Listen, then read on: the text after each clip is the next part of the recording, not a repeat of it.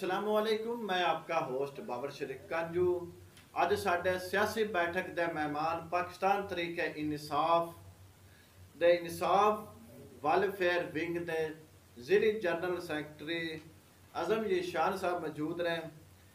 ਇਹਨਾਂ ਇਮਰਾਨ ਖਾਨ ਦੇ ਹੁਕਮ ਦੇ ਮੁਤਾਬਕ ਜੇਲ੍ਹ ਬਰੋ ਤਾਰੀਖ ਦਾ गिरफ्तारी ਦਿੱਤੀ ਔਰ गिरफ्तारी ਦੇਣ ਤੋਂ ਬਾਅਦ ਜੇਲ੍ਹ ਤੋਂ ਰਿਹਾ ਹੋਏ। ਅੱਜ ਅਸੀਂ ਇਹਨਾਂ ਨਾਲ ਗੁਫ਼ਤਗੂ ਕਰਨੇ ਆ ਵੀ ਇਹਨਾਂ ਜਿਸ ਟਾਈਮ गिरफ्तारी ਦਿੱਤੀ ਉਹਨਾਂ ਦਾ ਅਜ਼ਮ ਕੀ ਆ, ਉਸ ਟਾਈਮ ਆਇਆ ਔਰ ਰਿਹਾਈ ਦੇ ਵਕਤ ਇਹਨਾਂ ਨੇ ਕਿਹਾ ਜੇਲ੍ਹ ਦੇ ਵਿੱਚ ਇਹਨਾਂ ਨਾਲ ਕੀ ਸਲੂਕ ਕੀਤਾ ਗਿਆ।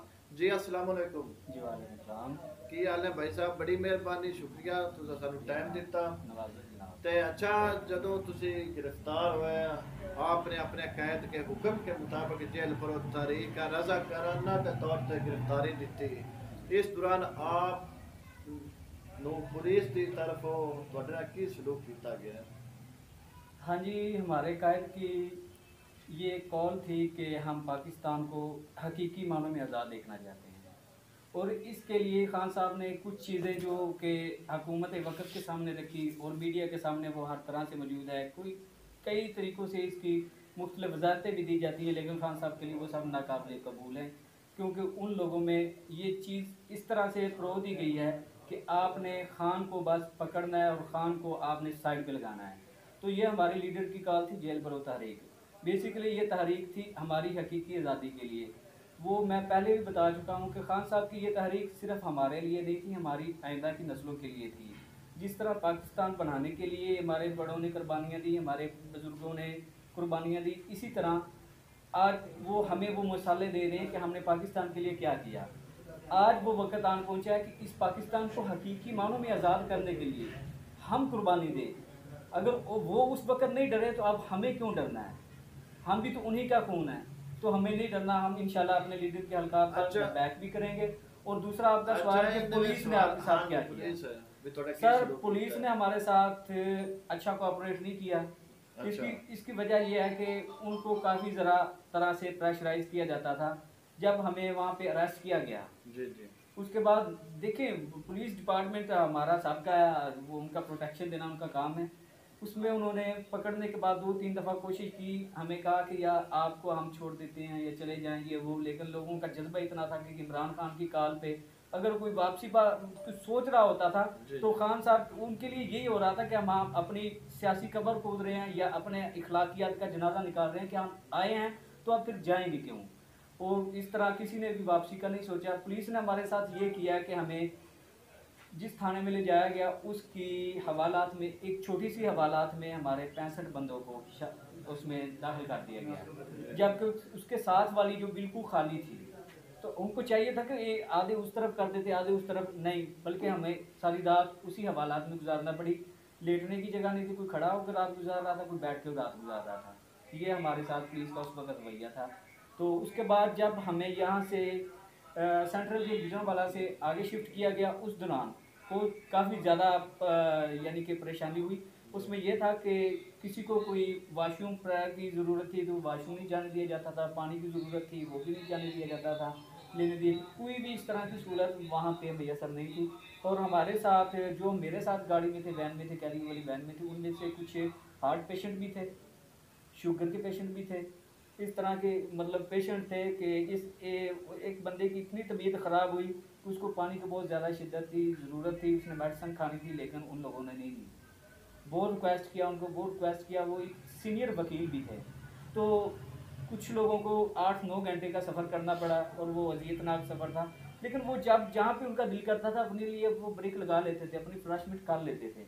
लेकिन उसी दौरान अगर इधर से हम कैदियों की तरफ से कोई परेशानी का उनको बताया जाता था तो उस दौरान कोई भी उनकी हाँ पे हाँ नहीं मिलाता था, बल्कि ये कह देते थे कि सर हमारे पास चाबी नहीं है, हम ये कर नहीं सकते। तो एक भाई थे हमारे साथ नारोवाल से, अब्दुल्लाह भाई, उनको बहुत शिद्दत से प्रेशर हुआ, वाशरूम जाना चाहा। उस बंदे ने काफ़ी कोशिश की लेकिन ना उन्होंने इजाज़त दी, कुछ नहीं। भलाकर उस बंदे को वहीं पे वैन के अंदर सबके साथ सामने वहीं पे उसको वाशरूम करना पड़ा। अच्छा, इस गिरफ्तारी पर पार्टी ने आपको कितना सराहा, कोई शाबाश दी या कायद से कोई मुलाकात हुई? सर, हमारी ये गिरफ्तारी ये तो नहीं थी हम किसी इसके लिए किसी से तगमे लेते या किसी से हम शाबाश लेते। ये हमारी अपनी सोच थी, हम अपनी सोच के सबब से वहाँ पे गए हैं। तो कायद ने हमें ये इसमें सराहा, इमरान खान साहब ने, कि जब उन्होंने ख़िताब किया, हमारा जज्बा देखा, जज्बे के बाद उन्होंने एजाज चौधरी साहब को फिर से बुलाया और भेजा। एजाज चौधरी साहब को कहा कि इन लोगों को बता दें कि आप मेरा स्पेशल स्क्वाड हैं, और इंशाल्लाह इस बारे पार्टी एक पॉलिसी बनाएगी, आप लोगों को बहुत ज़्यादा इस चीज़ में सराहा जाएगा और पार्टी में याद भी रखा जाएगा। अच्छा, गिरफ्तारी देते वक्त क्या जज्बात थे और रिहाई के वक्त क्या महसूस किया आपने? सर, गिरफ्तारी देते वक्त जज्बात ये थे कि हम आए हैं खान साहब के लिए। यार, इसमें हमारा ज़ाती फ़ायदा, खान का फ़ायदा नहीं है। उसके पास तो पैसा इतना है कि वो आराम से बैठ के हर चीज़ अपनी मैनेज कर सकता है। वो सोच हमारा रहा है, वो हमारे फ्यूचर के बारे में सोच रहा है। तो हमारे जज्बात क्यों नहीं थे कि उस बंदे ने गोलियां खाई हैं, अपने सीने पे गोलियां खाई हैं, फिर खड़ा हुआ। लेकिन इन लोगों ने मजाक बनाया। आज हर बंदे को ज़मानत मिल जाती है, हर बंदे को छोड़ दिया जाता है, कोई ना कोई रिलीफ मिल जाता है।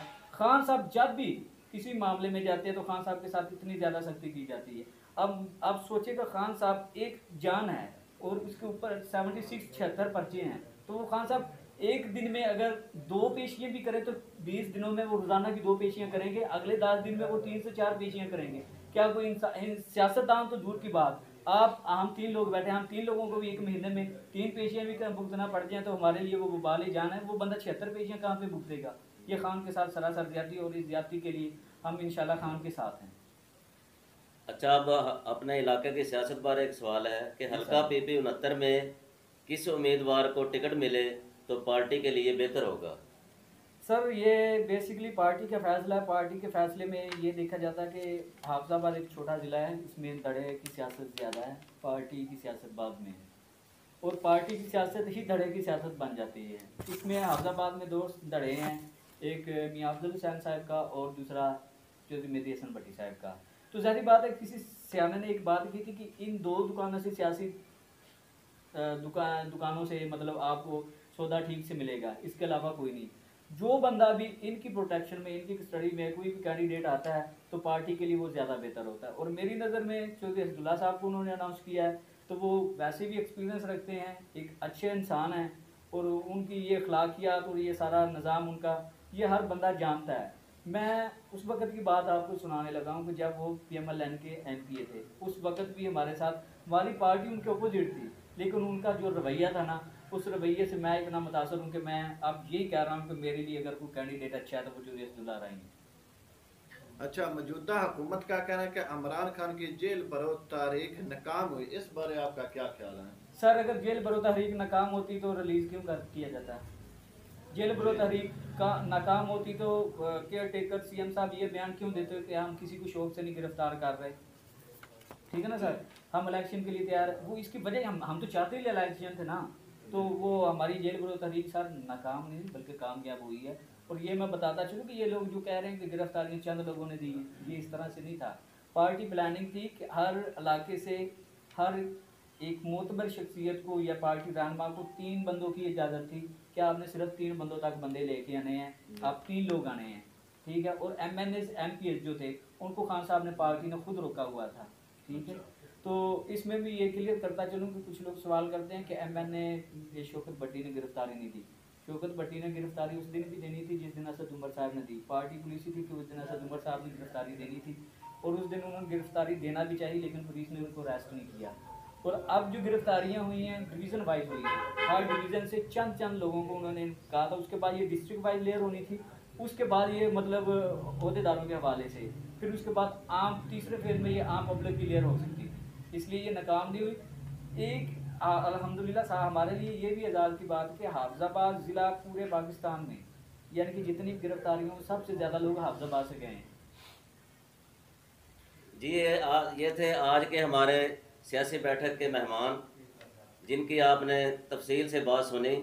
अगर आपको ये हमारे सियासी बैठक के प्रोग्राम पसंद आए तो हमारा पेज सियासी गल्ला देखते रहिए, और आपके तवसत से हम सोशल मीडिया के ज़रिए हम तमाम सियासतदानों को दावत भी देते हैं कि वो आएँ हमारे सियासी बैठक प्रोग्राम में अपने ख्यालात का इजहार करें।